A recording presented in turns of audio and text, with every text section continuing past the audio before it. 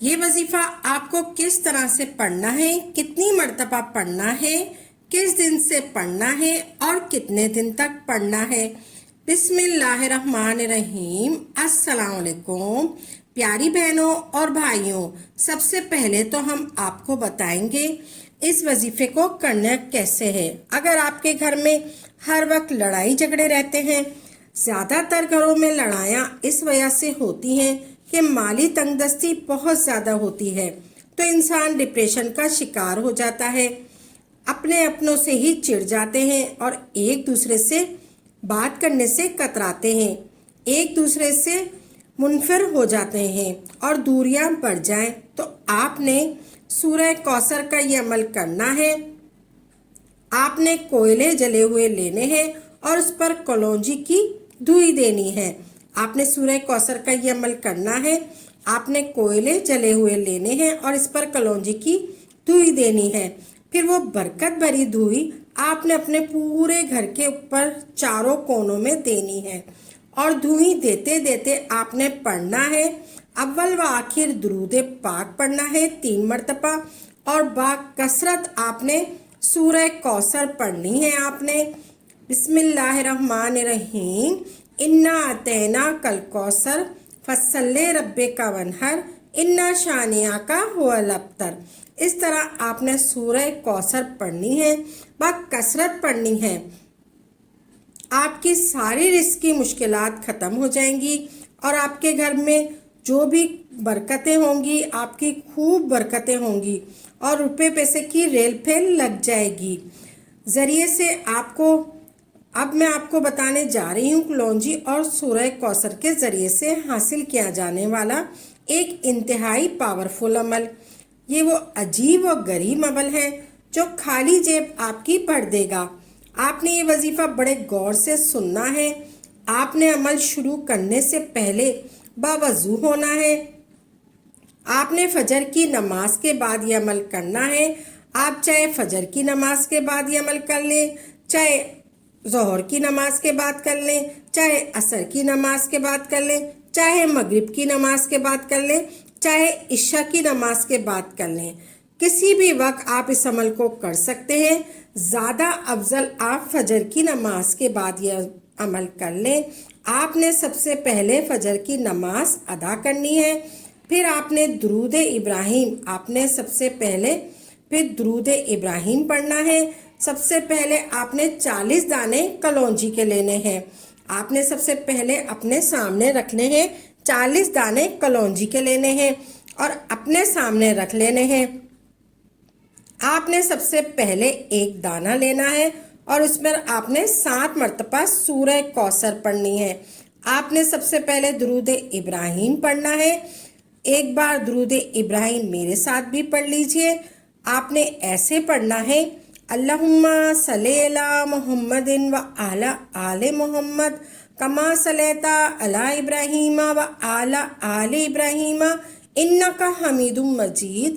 اللہم بارک علی محمد و علی آل محمد کما بارکت علی ابراہیم و علی آل ابراہیم انک حمید مجید۔ آپ نے درود ابراہیم 1 مرتبہ پڑھنا ہے، پھر آپ نے 40 دانے اپنے سامنے کلونجی کے لینے ہیں اور اپنے سامنے رکھ لینے ہیں۔ پھر سب سے پہلے ایک دانہ اٹھانا ہے۔ آپ نے ایک دانہ اپنے یعنی کہ اپنے ہاتھ میں لینا ہے اور اس پر آپ نے 7 مرتبہ سورہ کوثر پڑھنی ہے۔ بسم اللہ الرحمن الرحیم بسم اللہ الرحمن الرحیم شریف کے ساتھ آپ نے 1 مرتبہ بسم اللہ پڑھنی ہے اور پھر آپ نے سورہ کوثر پڑھنی ہے 7 مرتبہ۔ ایک دانہ اٹھانا ہے اور پھر آپ نے ایسے پڑھنا ہے، بسم اللہ الرحمن الرحیم انا اعطیناک الکوثر فصلی ربک وانحر انا شانئک هو الابتر۔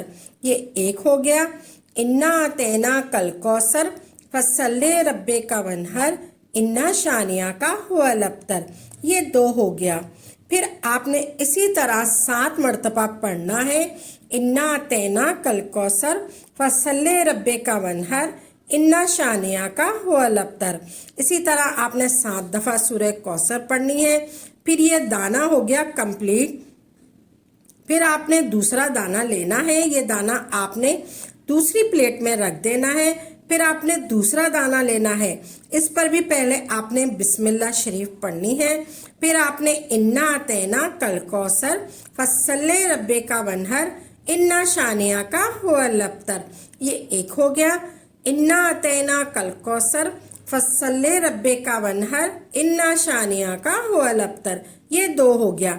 इसी तरह आपने 40 दाने पूरे करने हैं और फिर आपने 40 दाने पूरे करने हैं। फिर आखिर में आपने दुरूद इब्राहिम पढ़ना है। आखिर में आपने 1 मरतबा पढ़ ले दुरूद इब्राहिम, या 3 मरतबा पढ़ ले, या 7 मरतबा पढ़ ले, या फिर 11 मरतबा पढ़ ले। शुरू में आपने अगर 1 मरतबा पढ़ा है तो आखिर में भी आप 1 मरतबा ही दुरूद इब्राहिम पढ़ लें। फिर आपने पूरे 40 दाने जिस पर आपने सूरह कौसर पढ़ी है वो सारे दाने आपने लेने हैं।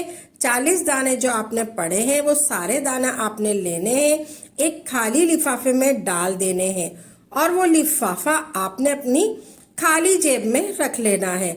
आपने लिफाफा अपनी खाली जेब में रख लेना है।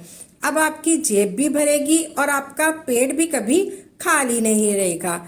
इस दुनिया में गुर्बत के सताए हुए लोगों का तो हाल ये है कि वो कभी मजबूर होकर अपनी मौत की भी दुआ करने लग जाते हैं। ये पड़ी हुई कलौंजी जो आपके पास रखी होगी वो आपके पास हमेशा रहेगी। आपने घर से बाहर जाते हुए जेब में रखना है लिफाफा। फिर आप घर में आ जाए तो फिर आपने वो लिफाफा अपने घर में जहाँ आपने पैसे रखे हैं वहाँ रख लें। इंशाल्लाह देखते ही देखते घर में बहुत सारी बरकतें और खबरें भी आएगी और आपकी खाली जेब भी हमेशा के लिए भर जाएगी।